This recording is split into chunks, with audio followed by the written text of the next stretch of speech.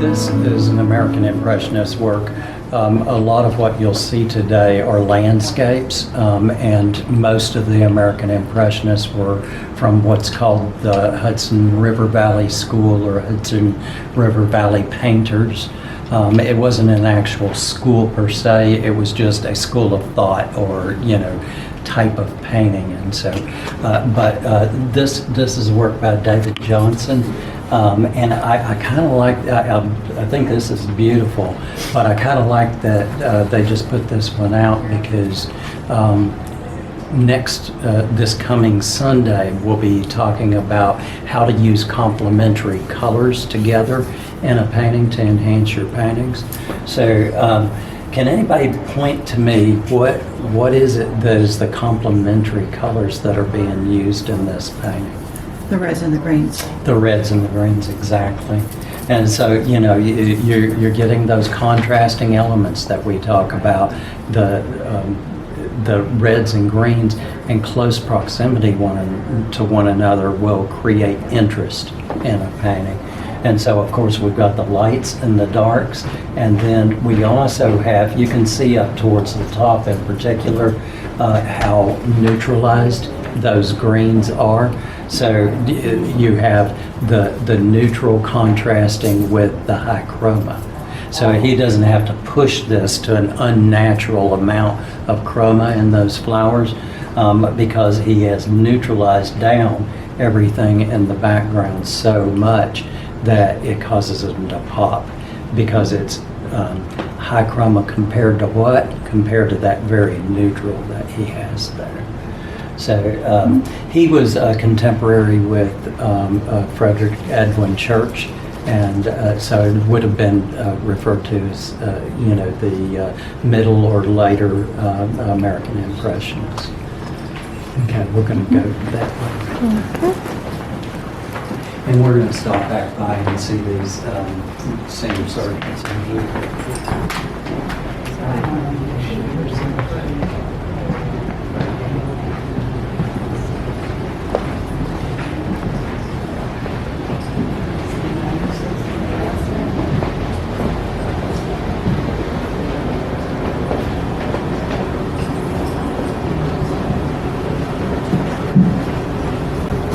That's it. Come in close enough to hug, and then you got it. All right. So this is a Thomas Cole. He was basically what was referred to as the founder of this school of thought, the Hudson River Valley Painters. He was kind of earlier on in the 1800s, and it's interesting because even though he was a painter from kind of way back then, I would kind of liken him to some of the movements that have happened in the United States, maybe in the 60s and 70s, where we got really interested in in taking care of our planet and being kind of responsible as a community, for our world and our country and so forth. But he was thinking about that way back then, and he created this beautiful grandeur of the natural world, but let me see if y'all can point out some things where he's also saying at the same time, look guys, we're messing things up. Can y'all point to anything that you see like that? Pretty much the whole yard. Yes, the whole yard, right? Yeah. You have the treetop broken off over here. All of this, just complete destruction in the foreground, and then just mess, right? So we're just impeding upon nature, and so that was a huge, big theme for Cole. He did 4 paintings that had to do with the apocalypse from the Bible and the beginning, like from Genesis, this beautiful world sort of thing. So these 4 paintings went in a series to say, look, this is where it was. Then we kind of developed as culture. We developed technology, and then we're taking it to the point where we're just destroying things. His other very notable thing was that his student was Frederick Church, who is become, just one of the kind of premier American Impressionists. And we're going to step over to his piece in here.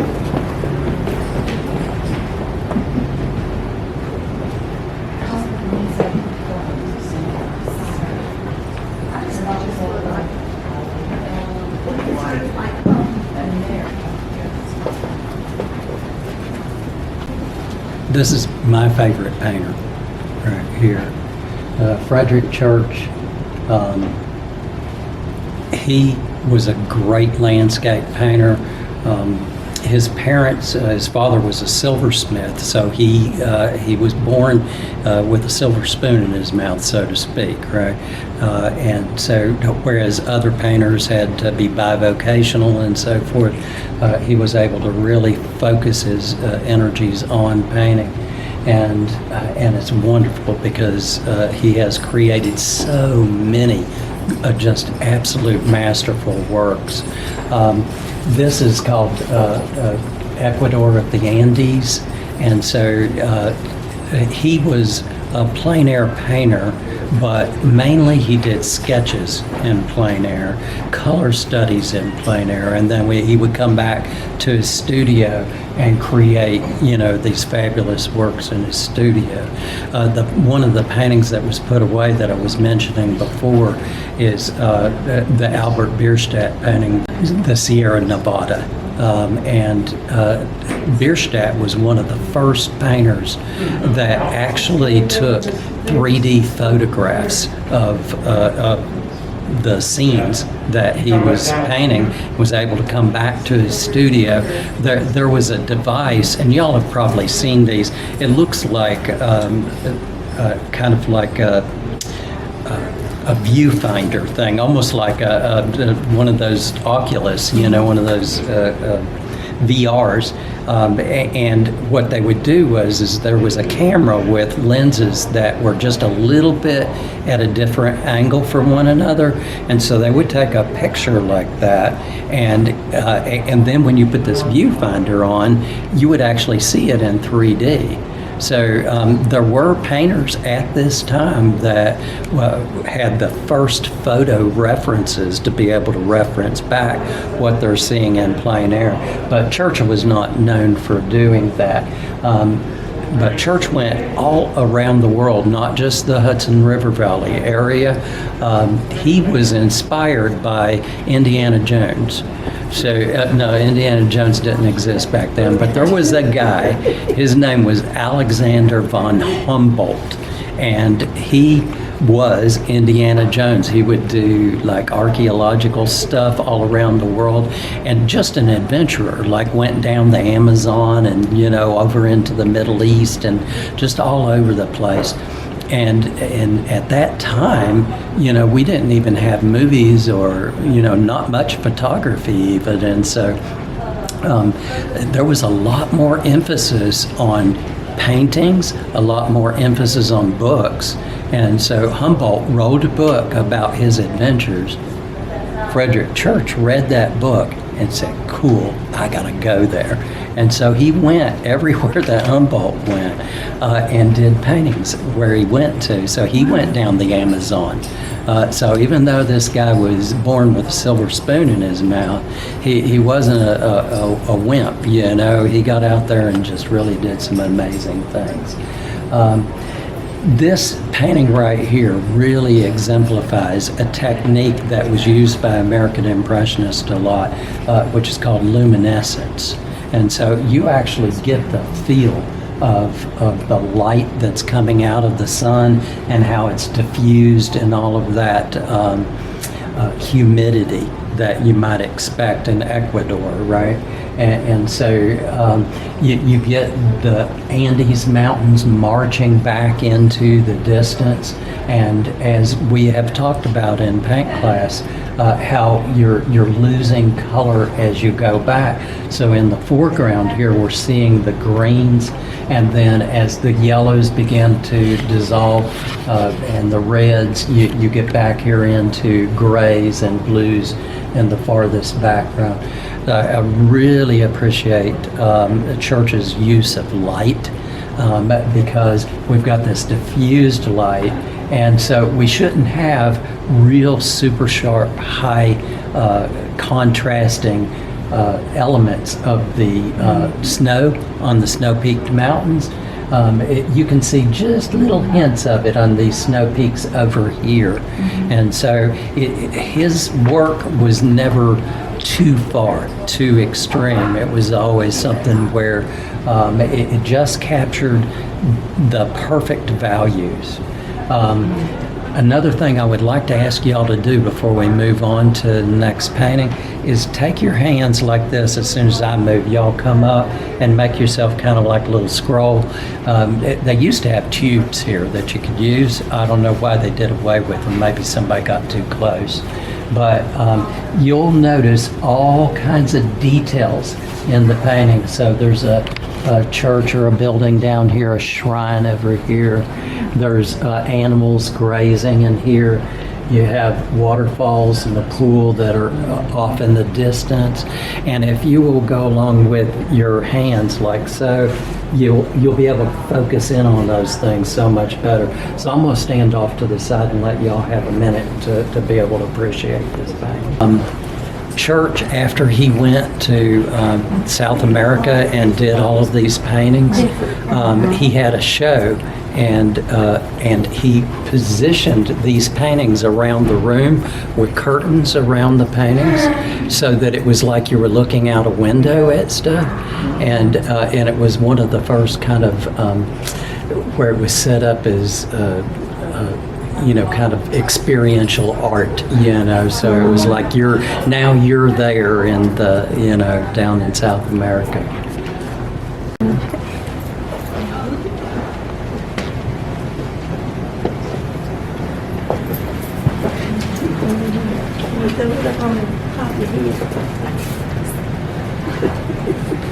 You're going to see in a lot of these American Impressionist works where there is a huge influence of this one right here, which is what? In the hand. Right. Capturing light. Light. Yeah, if you capture light, you have a lovely painting. And so, and you know that, Dale, from working in black and white so much. So these lovely birch trees and just the glow of the light coming through the trees. But Worthington Whitridge, he did something that was very similar to Thomas Cole, where there were statements being made in some of his paintings. And so I'm just going to challenge y'all. Can y'all tell me what statement maybe is being made in this painting?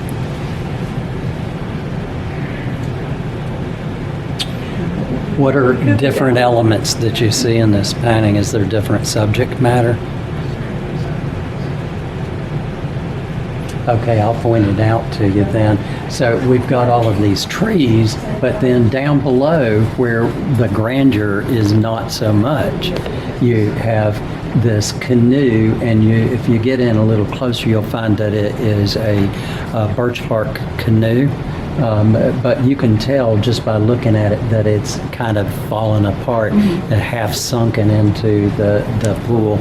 And this type of canoe is very like that of Native American canoes.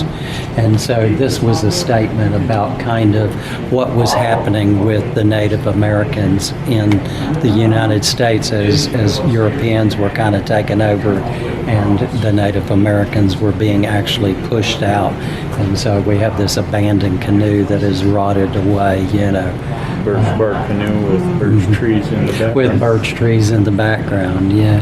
And you can really peel big sheets of that off of those big birch trees like that. So it's kind of a cool way of being able to make a light canoe. Yeah.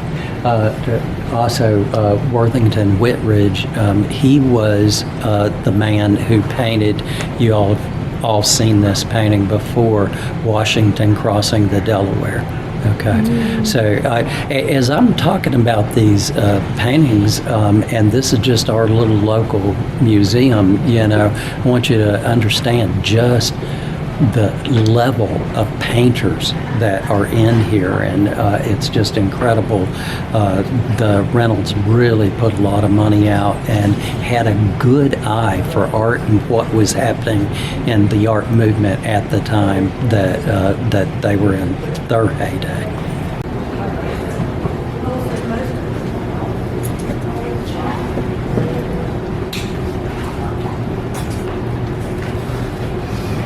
Textures. Isn't it great? Yeah, this will interest you, Dale. This is Asher B. Durand. So Asher B. Durand was one of the founding members of the Hudson River Valley Painters, a friend with Thomas Cole, and Asher B. Durand, he was the one that kind of got the other River Valley painters getting out in plein air and doing a lot of sketching. Not so much painting as sketching, because if you look at his works, any of his works, what you'll find is that he doesn't just paint a rock or paint trees.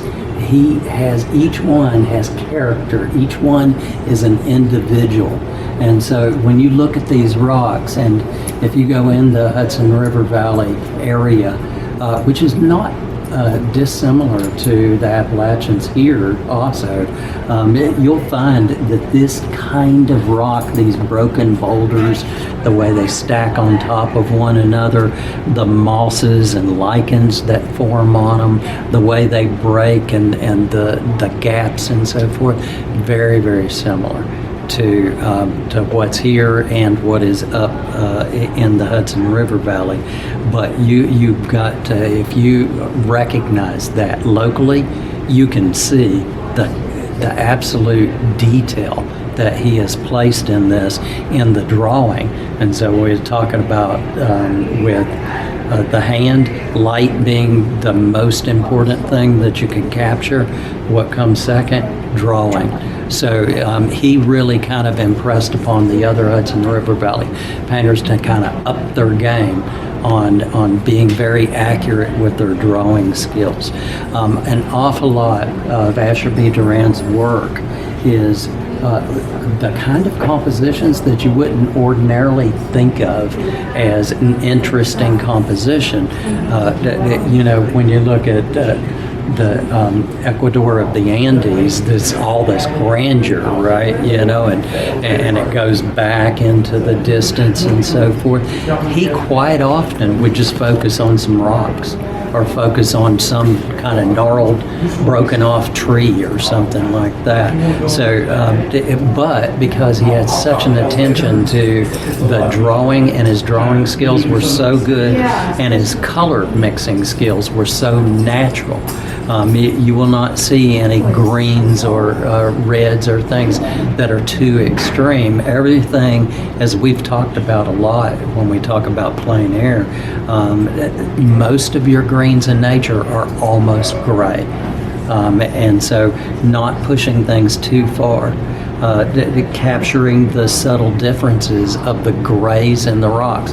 So when we were doing the neutralization, the intensity scale with neutral on one end and high chroma on the other, look at how many of those colors that are in his paintings are in the middle there, what we call lively grays. So they're very close to gray, but they've got enough color in them that you differentiate things. So he's one of my favorites as well. Such a great painter. One thing I find interesting on this one, it's like you look at it and you can find it kind of relevant to wherever you're from.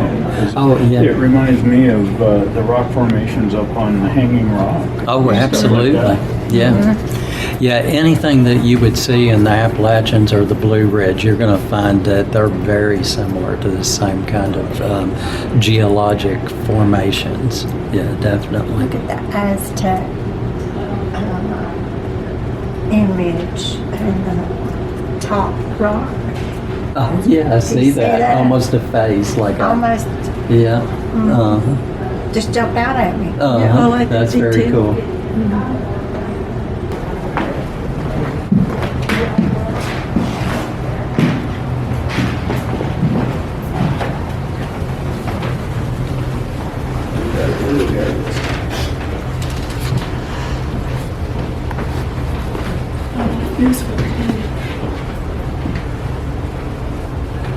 Okay, so this is one by Joshua Shaw.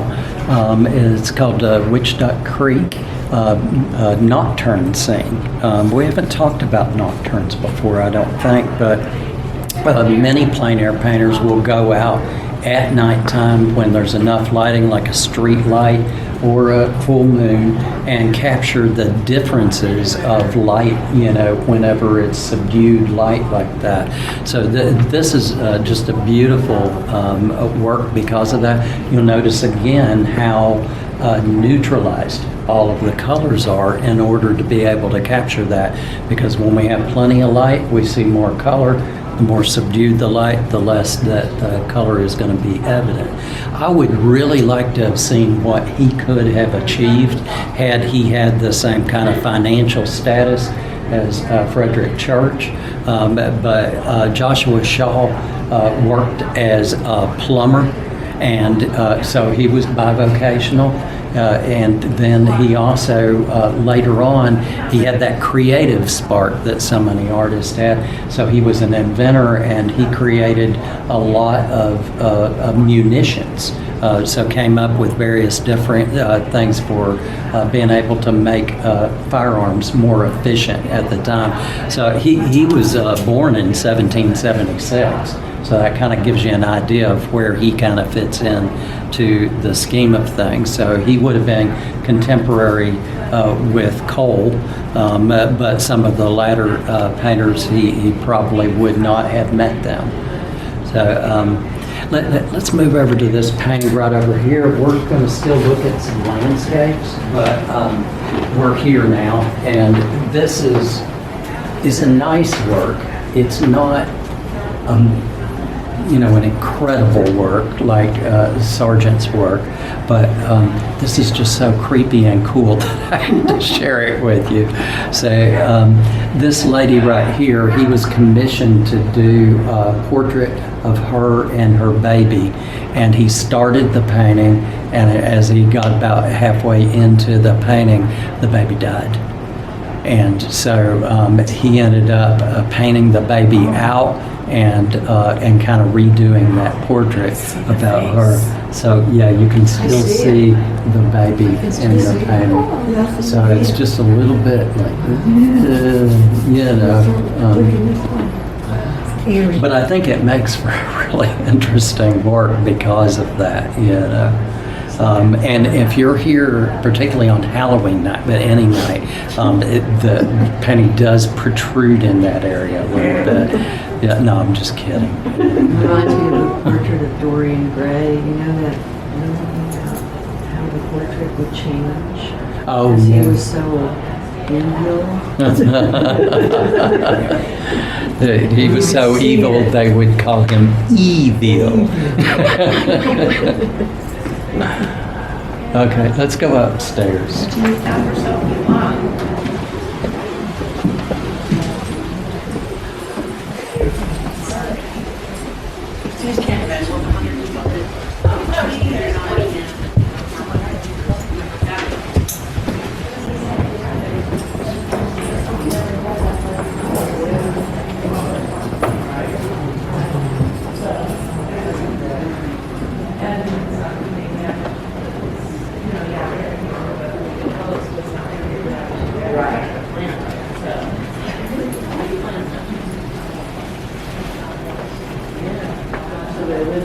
So the painting that they have here in storage right now, George Ennis painting, it's called The Storm. Y'all look that up.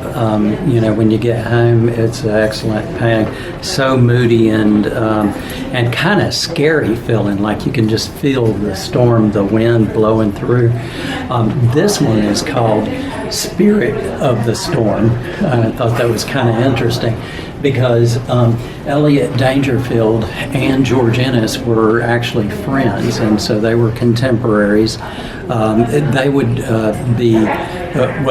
Ennis was around before, but Dangerfield would be one of the latter of the American Impressionists. Also, one of the things that is kind of a claim to fame for him here is that he was a North Carolina artist. And so he started out up in New York, but he had diphtheria. And back then, you know, there wasn't a lot they could do for people that were having lung problems, breathing problems. And so doctors told him, go to North Carolina and move to Blowing Rock, where in North Carolina, in that area, they have what they call the airs. They're really good for your breathing. And so sent them to Blowing Rock for their lung problems. So I thought that was kind of interesting. And you can actually go, there's a museum right there on the main drag through Blowing Rock, and it has, you know, a lot of his paintings in there, but it also has his French easel and his paints and everything. So it's almost like he just got finished, you know, and you can just see what he was, the paints he was actually working with, tubes of paints, actual tubes of paints, because he painted right up into his 90s. And but there's a lot of scenes like this. If you're at Blowing Rock, you know, just past where that main drag is, you look out over, you know, an expanse, you know, like this, and can see the mountains off in the distance. You know, he did a lot of paintings like that.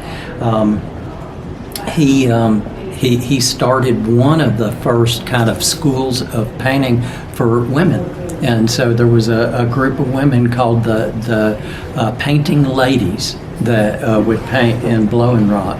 And you know, he was the one that kind of taught them, and so it was kind of a cool thing. I kind of hate that this painting is so glossy. I mean, it's great that it's protected, you know, with the varnish, but it would have been great if it was a little bit more matte, because it's kind of creating too much highlights in places. But again, we go back to using chroma as a way of being able to capture your attention. So naturally we're drawn to this figure in the foreground, but then we're looking out over the storm to this point in the distance, and our eye is drawn there because everything is so neutralized, and we have that high chroma out there. What else might we say about that point of interest other than that it has high chroma? What other aspects of color might draw our eye to that point? We just talked about this just last Sunday. The orange with blue? Yes, there's complementary colors in close proximity to one another. So you have the blue and the orange right next to one another out there. We were talking about that with Frederick Church's painting of the Parthenon. And so it's that orangey looking Parthenon against a blue sky. What other aspects of color might we point to with that? It's what we just talked about on Sunday. There's a lot of neutrals. Well, you've got the light. Yeah, neutral to chroma. The light on her hip and on the rock there. Yes. Yeah, you have the light situated that kind of draws our eye in and around. But I'm talking about this mesa back here in the background. I'm stretching you. It's contrasting in what way?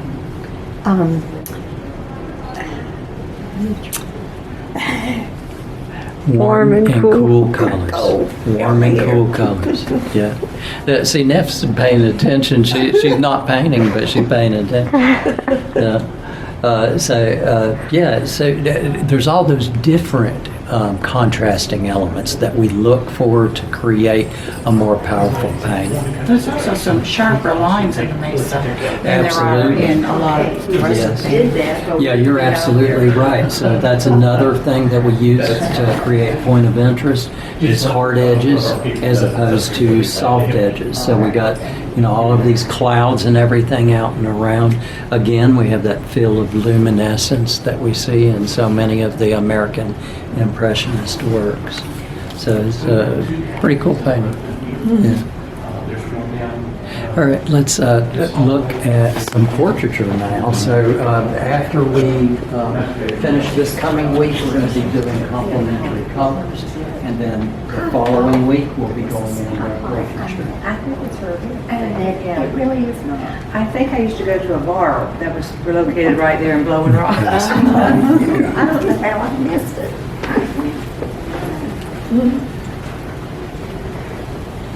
So this is a John Singer Sargent, and one of the things that is just kind of like a very common thing that you see in Sargent paintings is when you get up close on it, it seems like there is a lot of just like splotches of color in places, particularly where he has highlight areas on the clothing and on the face.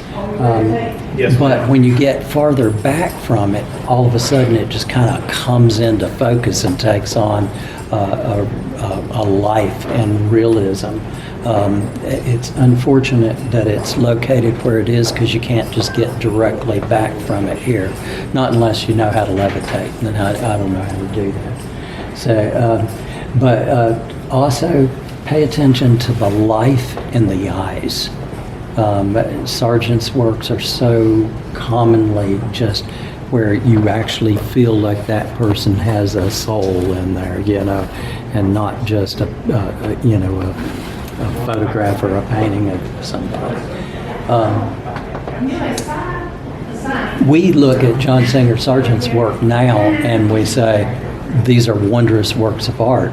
But in his day and age, he was a portrait painter, and that's how he made his living. And the art world didn't consider portrait painting to be like a valuable work of art. And so it was kind of interesting that in his day and age, he was less respected than he is now. I guess that's true quite often with artists, is that after they pass, then everybody starts going, oh, yeah, but this is actually art. This is actually really good. This painting is of a lady. Would you say that she's rich or poor? Rich. Yeah, she's kind of rolling in the Benjamins, yeah. So he was known for doing rich housewives, and the painting that I did of Ellen that is in my studio, that was a straightforward attempt at trying to recreate a Sargent-esque sort of painting. It actually started with that frame that is so incredibly over the top that I was like, what could I put in here that would fit with this frame? Ellen fit well. So yeah, Ellen dressed up like a rich lady. Yeah, was the whole point of that. So yeah, he would do these rich housewives, and lots of times I think it was kind of a way for the husbands to kind of show off their wealth. Look at my, because often it would be their fancy furniture or their marble fireplace in the background. The most famous painting that he did was a painting called Madam X. Y'all can look that one up. And it is just so fabulous, but she's standing by this marble fireplace with marble columns and everything, and her dress is, she's got one of these collars that goes up like this, and it's just a beautiful, beautiful painting. So he was a master of being able to show sheen. So his lots of times the ladies would have dresses that had that satin look or metallic look to it, and just and also what do y'all call that, the white dresses with just the thin film, the tulle over top of that, and so you would see reflective colors and just a sense of form that is created with the sheen that he would be able to capture. As we move back from this painting, I just invite you to kind of look back again and see it more from a distance than from right up on it. It's a thick paint. So that's what's taken place with that earring anytime that you want something to actually glow, if the paint protrudes off of the canvas a little bit, it catches the light from the ceiling. The walking stick leads you right up to the face. also. It does. It's a good composition. Yeah. Because Look at this beautiful way that he has captured the light in this painting. The transom up above the doorway, the light coming down on his head, and the way it's just catching the edge of the frame of the painting he's painting, the way it sits on the palette itself, just totally beautiful. What else could we say about how he's creating point of interest and creating that light? Go through some of the same stuff that we've talked about aspects of color recently. contrast, Contrast in what ways? warmth, Yeah. Warm to cool? warm to cool, Yeah, opposites. yes. The up top left is blue and orange. Mhm. The walls are a reddish wood. And Uh-huh. the fabric draped over the easel it's complement green. Yeah, I see that absolutely. green. I didn't see that green at first. Yeah, there's a tassel hanging down. I'll get back in a minute, get a little closer. The tassel is following that same line of the light on the wood. So you got that reddish color with the green line going down. You'll find those same greens being repeated in the picture frame by the door. So yeah, and even in the painting leaned up against the cabinet. The light is a lot more subdued than a lot of the other light that we're used to seeing in some of the American Impressionist works, but soft and gentle, lovely light in this painting. So I'll step back so y'all can get a better look. We're going to go look at that John Singer Sargent, and then I'll give y'all some time to just browse. You'll find in these little side rooms and so forth, there's some sculptures and things. There's a Remington, with the horses that he did. There's a Calder, an Alexander Calder mobile. There's some interesting stuff out there.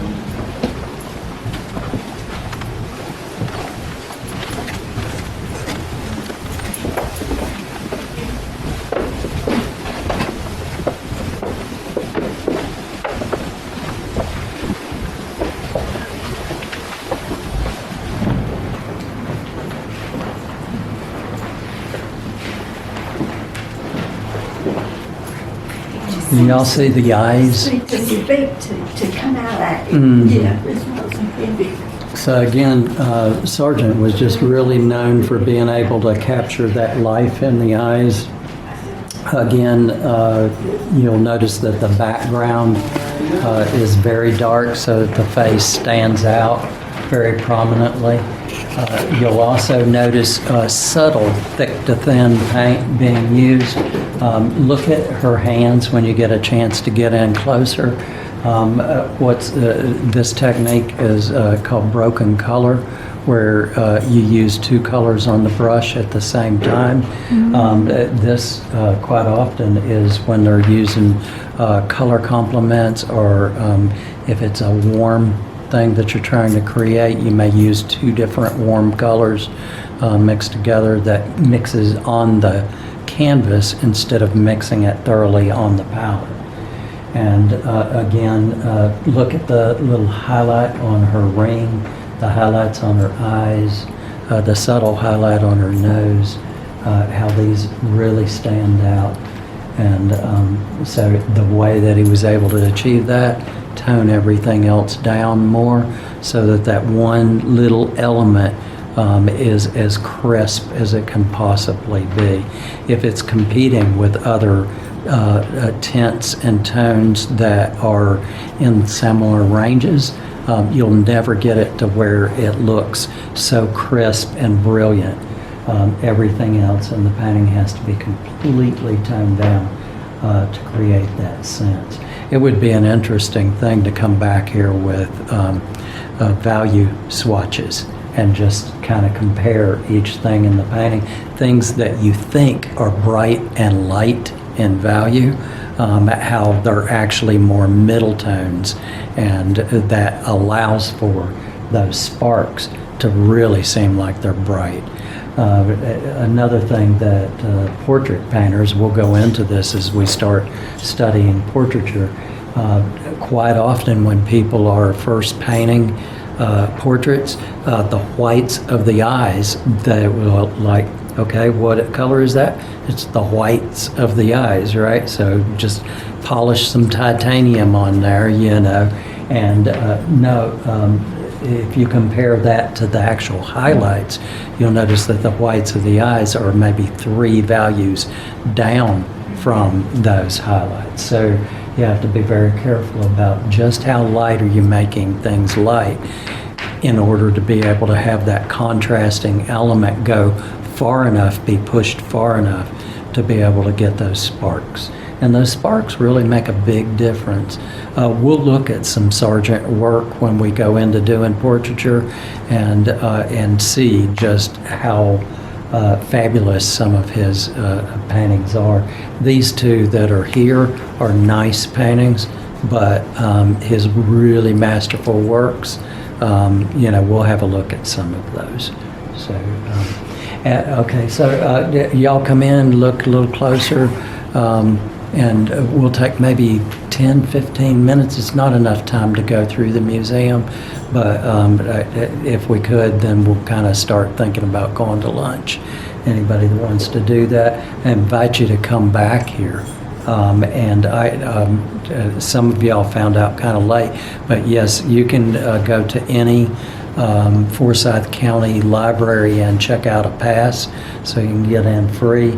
If you go up into the attic, it has a lot of the clothing that the ladies, the Reynolda family wore. You know, there's downstairs a bowling alley and a shooting gallery, and there's a heated indoor swimming pool. They squeaked by. They weren't very well off, but they made it somehow, you know. Like Downton Abbey. All right. So yeah, thinking about the late 1800s, early 1900s, they were doing okay. Okay, I'll get out of y'all's way.